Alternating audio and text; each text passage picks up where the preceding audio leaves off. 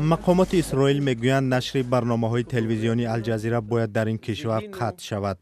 آنها میخواهند اجازه‌نامه‌های خبرنگاران تلویزیون را پس بگیرند و نمایندگیش را ببندند.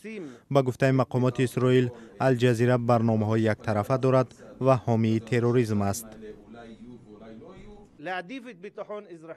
ما باید امنیت اسرائیل را تامین کنیم، نظارت کنیم که خبرنگاران حادثه ها را بی‌طرفانه انعکاس کنند. تلویزیون های بین المللی دیگر هستند که ما با آنها اراده نداریم، بگذار کارشان را ادامه دهند. اما شبکه‌های هستند که بسیاری از کشورهای عربی آنها را طرفدار تروریستان می‌شمارند. برای همین ما مجبوریم چاره بیندیشیم و با ضد اسلام تندرو مبارزه بریم.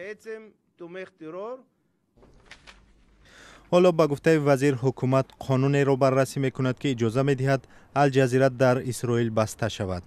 در خود همین نشست خبری کارمندان الجزیره راه نیافتند. نمایندگان الجزیره اتهامات اسرائیل را به اساس نامیده گفتند که برای ادامه فعالیت تمام کوشش را به خرج میدهند. بار اول درباره منع فعالیت الجزیره بنیامین نتانیاهو نخست وزیر اسرائیل ماه ایول صحبت کرد. با اندیشه وی الجزیره مناقشه بر سر مسجد الحرام را که برای یهودیان هم مکان مقدس به شمار می رود یک طرفه انعکاس کرده است. در اینجا بعد آنکه اسرائیل اسکنرهای امنیتی گذاشت، مسلمانان اعتراض کردند و با مأموران پلیس وارد درگیری شدند. بعد این مناقشه و کشمکش، مقامات اسرائیل اسکنرهای امنیتی را برداشتند و کامراهای نظارتی گذاشتند.